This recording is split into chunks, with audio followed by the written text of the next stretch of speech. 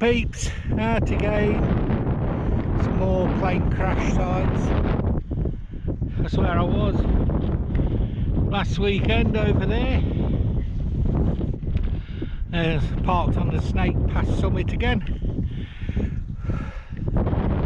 Bit of a windy one today. Didn't say anything about wind, but it sure is. There's Manchester over there in the distance. Let's crack on. I shall bring you back when I get further up.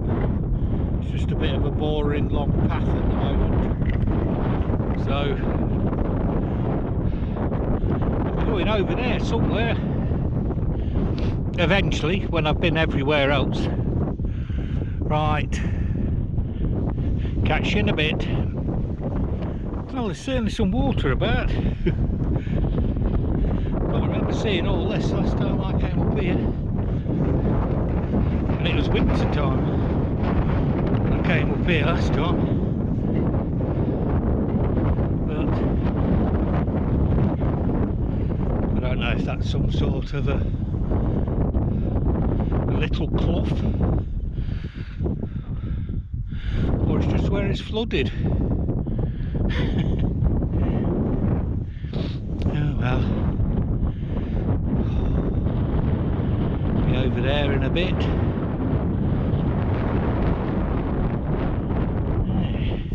Sun's drying, it's best to come out. It's supposed to be sunny till about 11,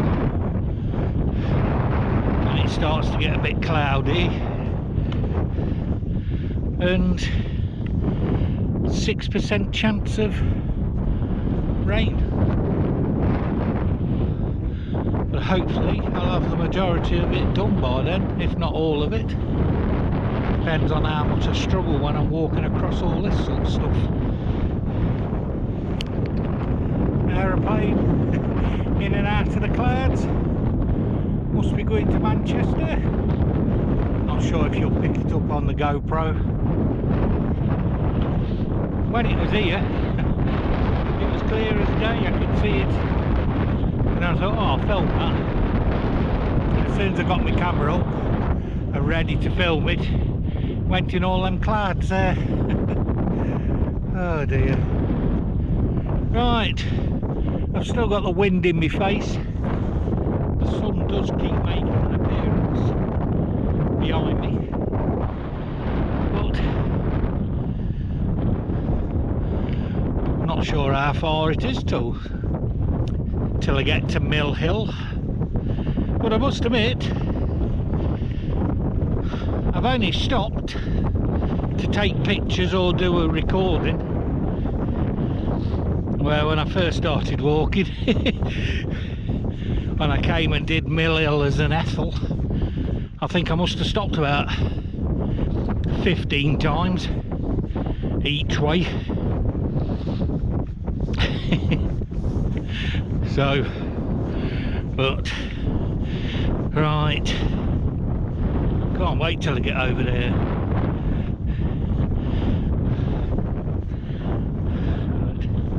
But hopefully the sun will be out properly by the time I get over there. Not much cotton grass left. It's virtually all gone now. This moor side and shelf moor over there, it's always covered in it, but there weren't too much of it over there last week. But must be a seasonal thing, I don't know. Either that or the wind's blown it all away. The sun's out now. Still haven't seen anybody. I'm heading over in that direction to start with. But right, let's get a couple of pictures. Well, here we are, peeps. Here's Mill Hill. Oh dear.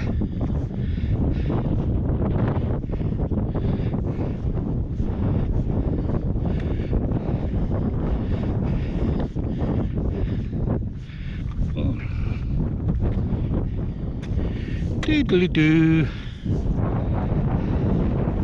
Right, I'm going that way for a little bit. To the first crash site. The second one is down that way and across there somewhere. So, I don't know, I'll take my jacket off. It's getting warm, but still breezy. I think I'll go and do that crash site first, because I've been to one,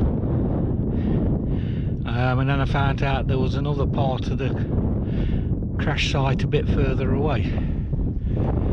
I think when I get back down there in that valley thing there, I think that's when I'll take my coat off then, I think. Right, let's crack on over here, and it's not too far away. I've just come from the path over that way, it's not too far away, 50 metres or so, and this is the part of the crash site what I'd never seen last time. There's a landing gear there, looks like, I don't know if that's one engine or two engines there. Bit of a wing and a landing gear in it. And if you come over here,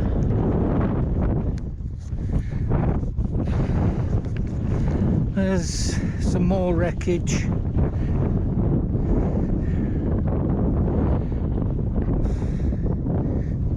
In that hole there. I mean, this crashed on the 11th of October 1944. The two crew survived the plane crash.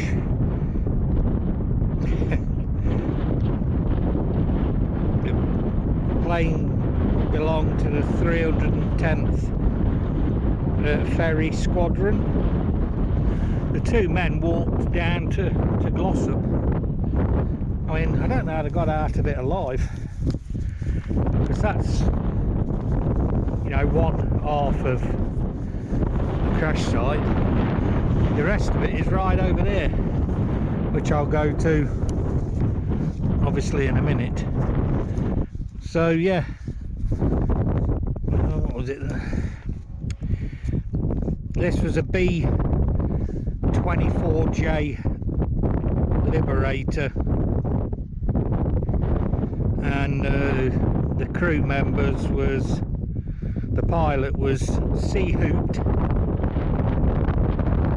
and the other, I don't know if he was a navigator or just a passenger, was Jeremy McJarve. And like I say, they both walked over to Glossop. So I'll go over to the other part of the crash site, and then I'll bring you back when I'm over there. Right, here's the other bit. I would assume that's some sort of a wing, unless it's part of the fuselage or something goes down the side. It's all buried in there. It's quite big though. And obviously there's a couple of bits down there and an engine. So that is the second part of this B-24J Liberator. Right, let's crack off back up to Mill Hill and go over to the Sabre crash site where two of them collided in the air. So that one's scattered all over the place, so we'll have fun trying to find all those bits.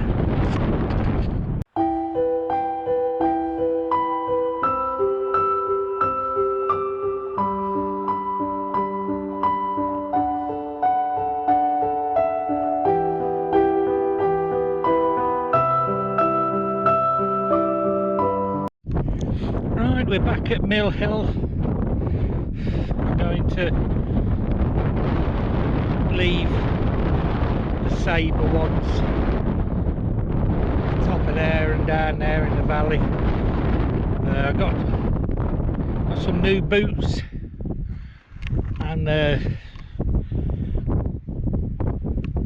rubbing the back of my bloody heels. I just took them off and took my sock off and had a look, and I'm starting to get what looks like to be a bloody blister, and I haven't got any of my bloody blister patch things with me.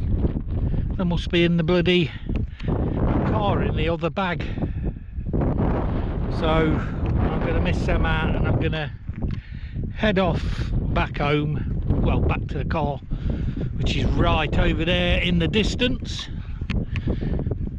Ooh. And like I say, I'll come back and do the Sabre ones another day. Get these boots broken in first. Right, I shall bring you back in a bit. About halfway back now from Mill Hill, over there distance, and there's the cars, well, the cars in the distance, so that's where I'm heading.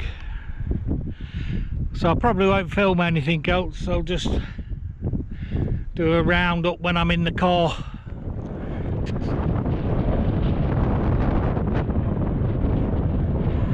I think that's an Apache, isn't it?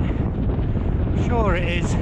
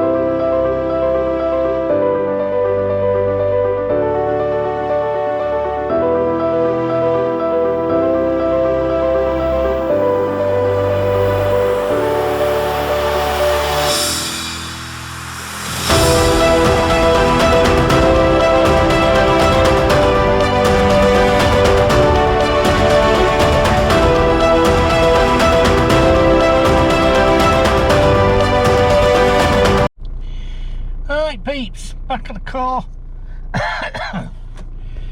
About 7.9 miles, so would have been a bit for, would have been about 9.5 if I'd done the other crash site, or crash sites, because it's spread about. But I've just took my boots off and my sock, so I'm going to drive back home without out on my feet, because it's quite sore. But so yes, like I said, that was the B24J Liberator, so the one we did go to between Mill Hill and Harry Hook Trig. you can see both from the crash site. But right, thanks for watching, peeps. I shall see you in the next one, and look after yourselves. Bye bye.